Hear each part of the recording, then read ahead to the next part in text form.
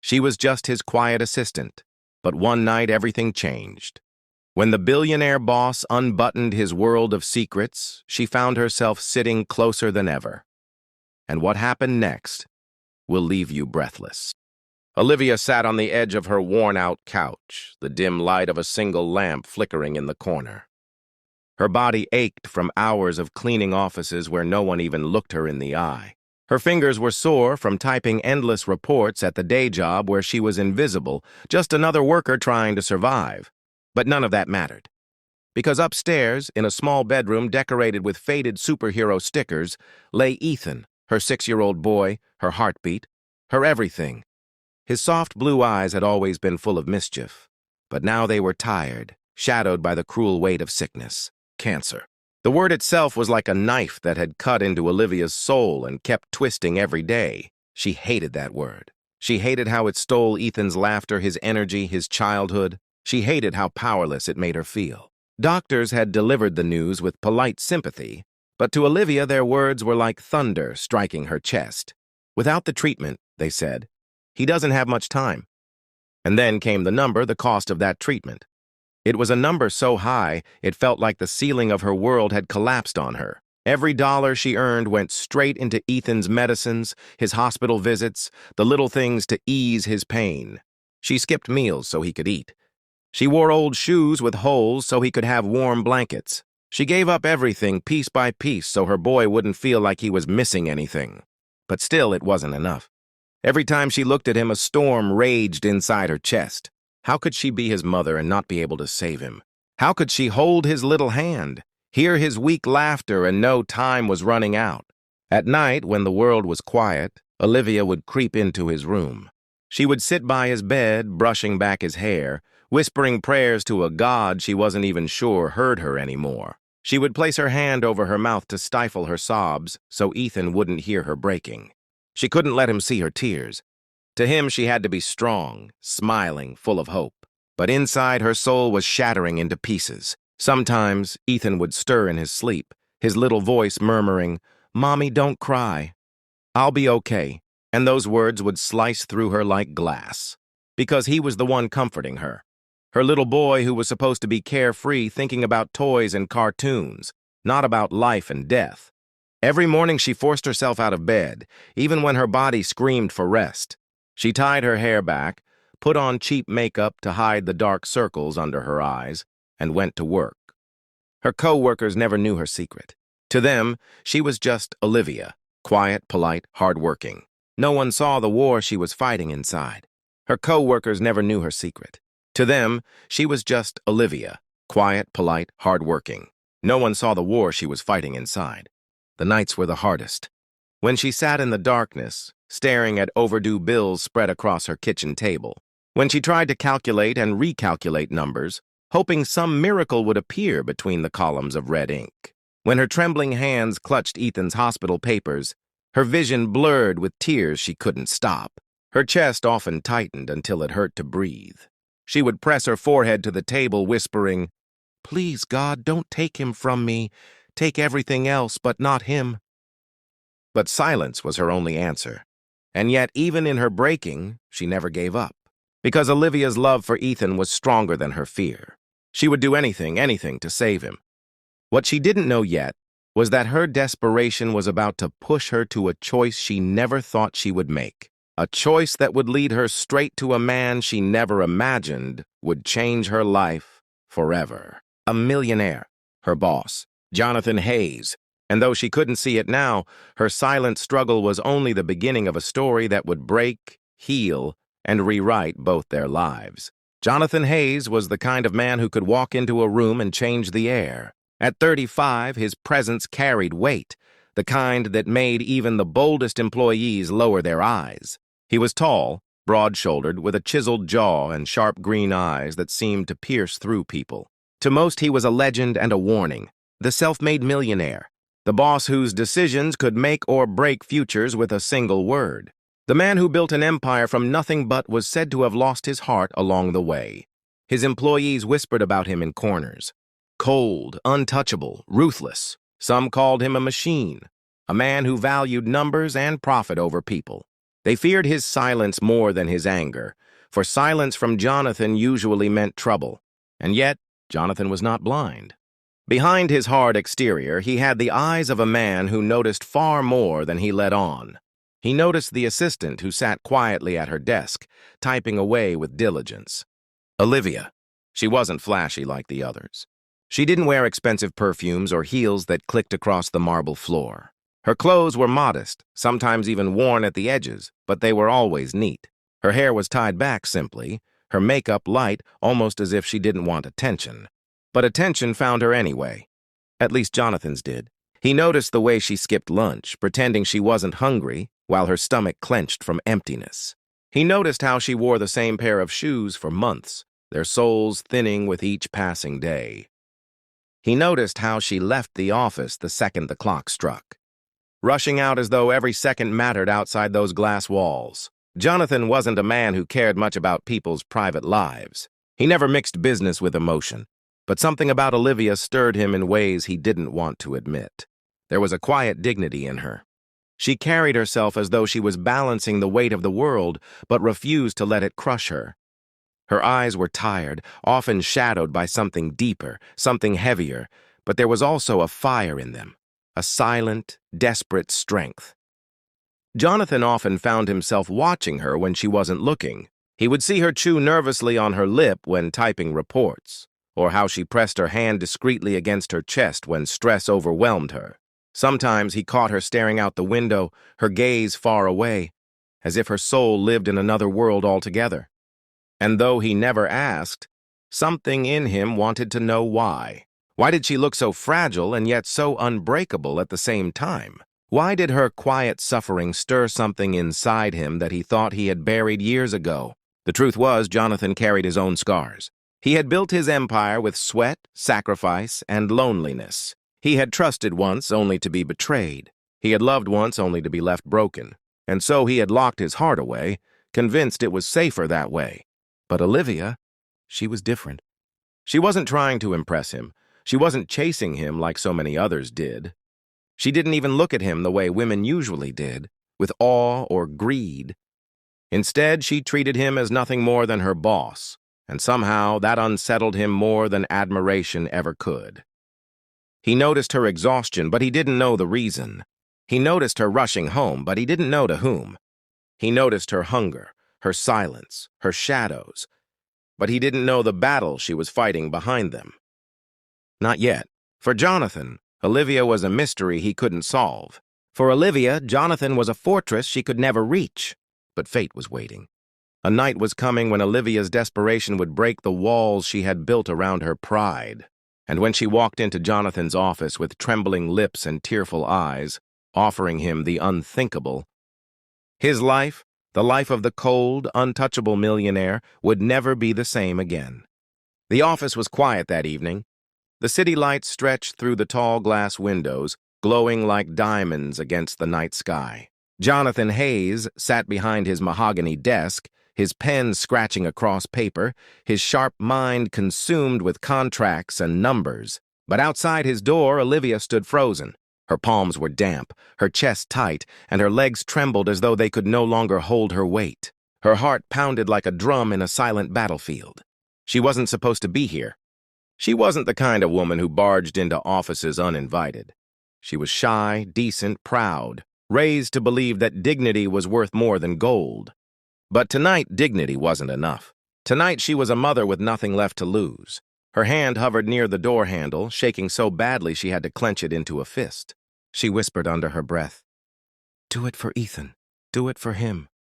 And then, before her courage could slip away, she pushed the door open. Jonathan looked up, surprised. His green eyes narrowed slightly, studying the trembling figure in front of him. "Olivia?" His deep voice filled the room. "It's late. What are you still doing here?" Olivia's lips parted, but no words came out at first. Her throat felt dry, her tongue heavy. For a long moment, she simply stood there, staring at him, as though gathering the last fragments of her courage. Jonathan set his pen down slowly. The silence between them grew thick, almost suffocating. Something in her face told him this wasn't about work. This was something else. Something desperate. Finally, her voice broke, fragile and shaking. "Please, I need money for my son's treatment." Her words trembled in the air, and Jonathan's brows furrowed in confusion. Before he could ask, she went on, her lips quivering, her body trembling as if each word tore a piece of her soul away. "I'll give you anything, even a night with me." The pen Jonathan had set down rolled across the desk, forgotten. For a heartbeat, the world seemed to stop. The hum of the city, the ticking of the clock, everything faded into silence.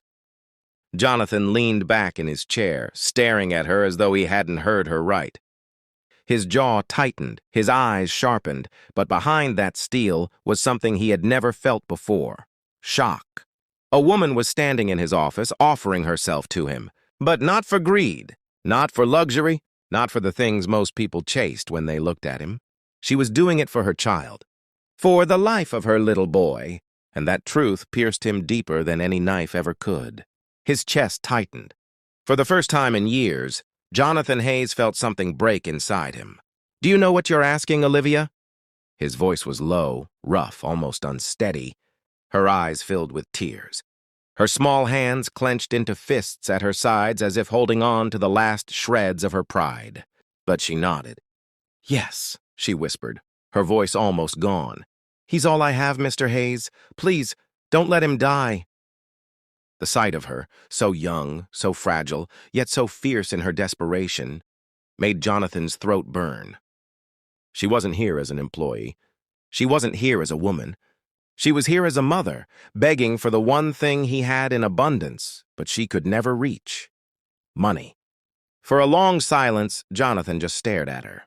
The image of this broken, trembling woman offering herself for her child's survival carved itself into his soul, and something inside Jonathan shifted. For years he had been called cold. For years he had been told he had no heart. But tonight, watching Olivia's tears glisten under the city lights, Jonathan realized something terrifying. He did have a heart, and at this moment it was breaking for her. The hotel room was silent except for Olivia's uneven breathing. She sat stiffly, her hands twisting in her lap, expecting the worst. But Jonathan didn't move closer in the way she feared. Instead, he simply sat across from her, his eyes steady, patient, and strangely gentle.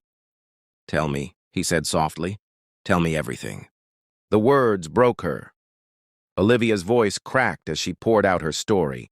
The endless nights in the hospital corridors, the smell of antiseptic clinging to her hair, the doctor's words that blurred into numbers she couldn't pay, the crushing weight of being alone. And always, the image of Ethan's small, pale hand clutching hers as machines beeped around him. Tears streamed down her face. "I hate myself for this," she whispered, her shoulders shaking. "But I can't let him die." Jonathan leaned forward slowly, not touching her until she lifted her head. His hand rose, and with infinite care, he tilted her chin so her eyes met his. His voice was low, steady, almost a whisper meant only for her. "You are not selling yourself, Olivia," he said firmly. "You are fighting for your child, and that makes you stronger than anyone I've ever known." Something shifted in the air.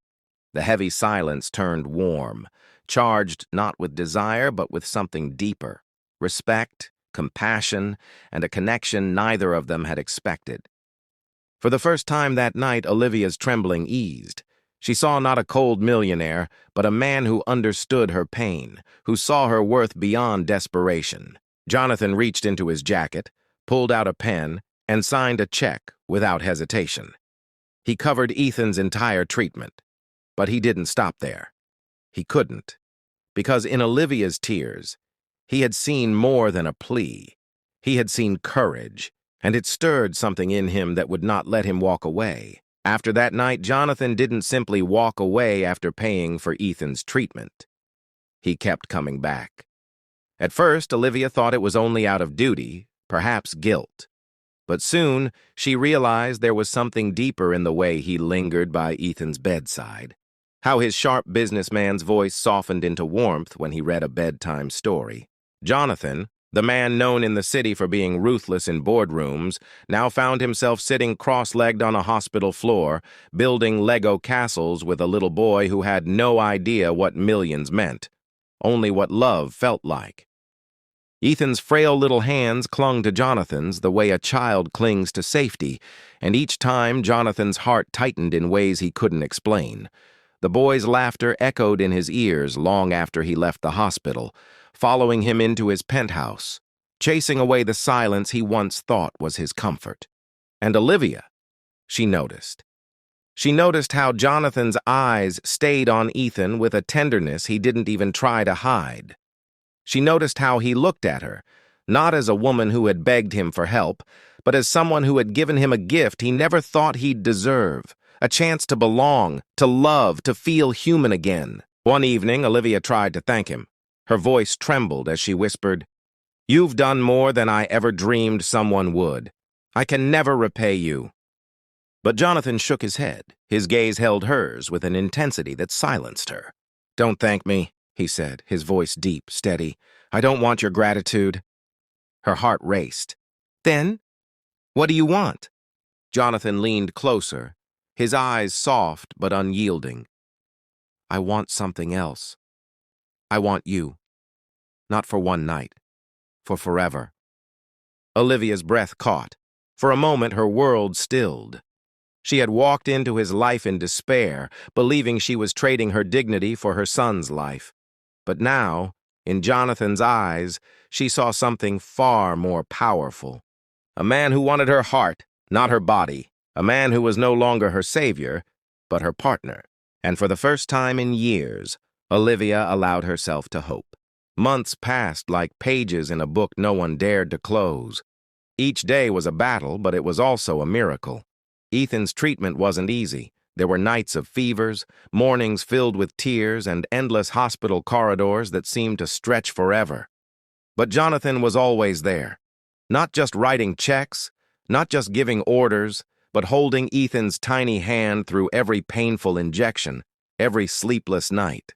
Olivia would often glance at him and wonder, was this really the same man the world once called heartless? She remembered the rumors of him being cold, ruthless in business, untouched by human pain. Yet here he was, kneeling beside her son's bed, whispering bedtime stories when Ethan couldn't sleep, wiping his tears, promising him that better days were coming, and those better days did come. Slowly, Ethan's little legs grew stronger. The braces he once wore became lighter, his steps surer.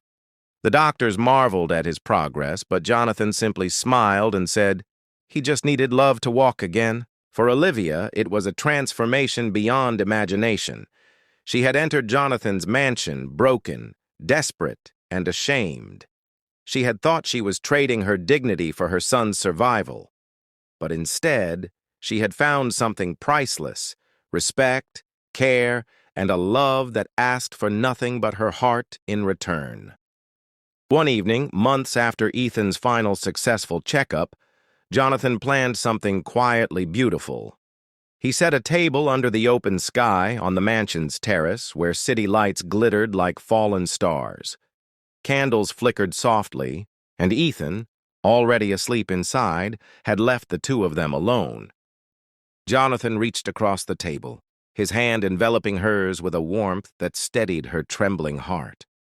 His eyes, once sharp with pride, now shone with gentleness. "Olivia," he began, his voice breaking just slightly, "that night when you walked into my life, you thought you were selling yourself to me. You thought you were giving me one night in exchange for hope." Her breath caught, tears already forming. She tried to look away, but his hand cupped her cheek and gently guided her gaze back to him. "But the truth is," he whispered, leaning closer, "you didn't sell me anything. You gave me back something I didn't even know I had lost. My soul.